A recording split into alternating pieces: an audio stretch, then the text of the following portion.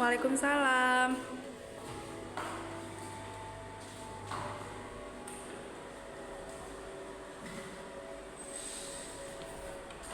Baik, sebelumnya Assalamualaikum warahmatullahi wabarakatuh. Waalaikumsalam warahmatullahi wabarakatuh.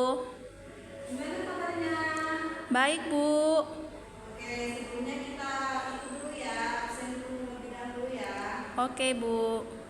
Intan, Nggak masuk, Bu. Khairi, Hadir. Cika, Hadir.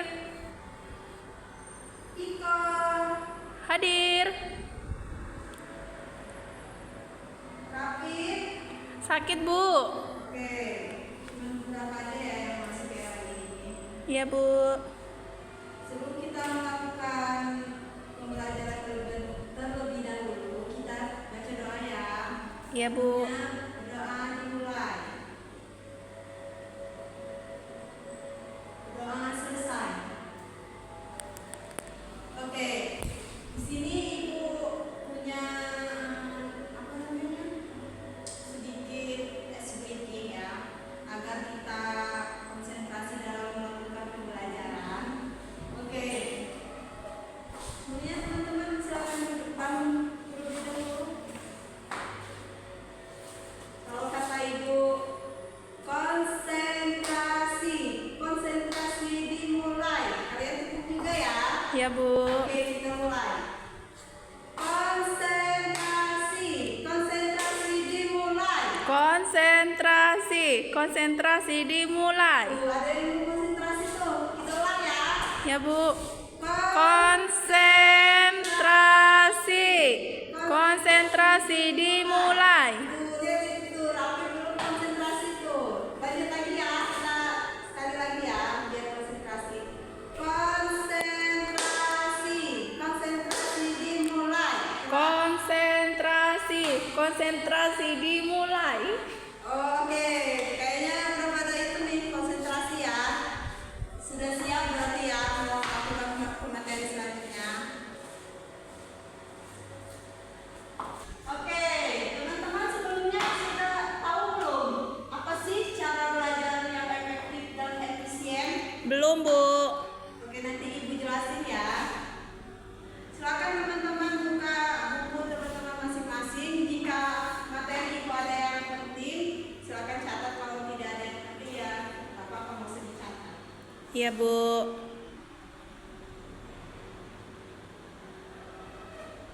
Di sini ada pengertian belajar. Itu menurut James Cracker, belajar dapat didefinisikan sebagai proses di mana tingkah laku ditimbulkan atau diubah melalui latihan atau pengalaman. Sedangkan menurut Krobeks, belajar yang efektif adalah melalui pengalaman, dan menurut Howard Elkinsel, belajar adalah proses di mana tingkah laku ditimbulkan atau diubah melalui praktek dan latihan. Oke, selanjutnya itu ada faktor yang mempengaruhi hasil belajar. Itu ada fisik atau jasmania. Nah, jika fisik kita itu apa namanya? Baik, maka belajar kita akan baik juga. Selanjutnya ada psikis atau kejiwaan. Kejiwaan kita itu baik nggak sih buat itu apa namanya kalau kita melakukan pembelajaran apa gitu. Adanya kemauan atau niat. Nah, jadi sebelum kita melakukan pembelajaran itu harus ada niat dulu terlebih dahulu, baru kita bisa melakukan pembelajaran tersebut. Selanjutnya ada kecerdasan IQ. Pasti sih di dalam diri kalian masing-masing itu punya IQ ya, yang tidak diketahui seseorang. Selanjutnya itu ada minat kalian semua itu apa gitu di proses pembelajaran. Selanjutnya ada motivasi. Oke.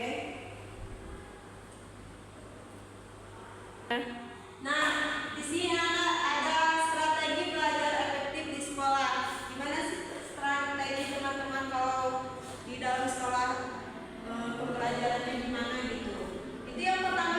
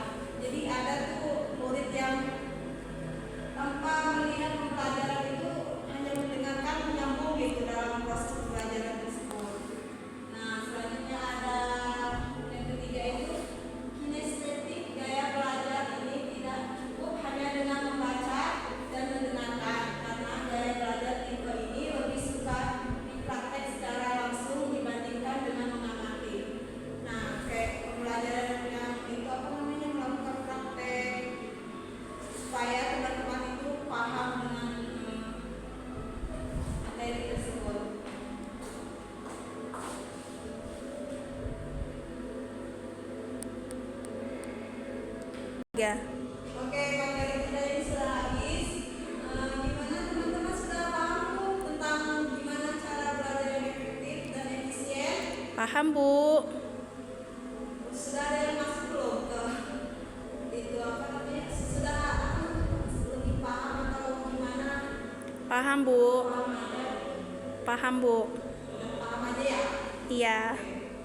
Sampai sini saja ya. Itu pertemuan kita pada kali ini. Mungkin kita akan bertemu lagi buat minggu depan. Baik, Ibu tutup dengan berdoa terlebih dahulu supaya kita dilancarkan pulang dari sini ya. Oke, doa dimulai. Jangan selesai. Oke, silakan pulang teman-teman. Iya, Bu.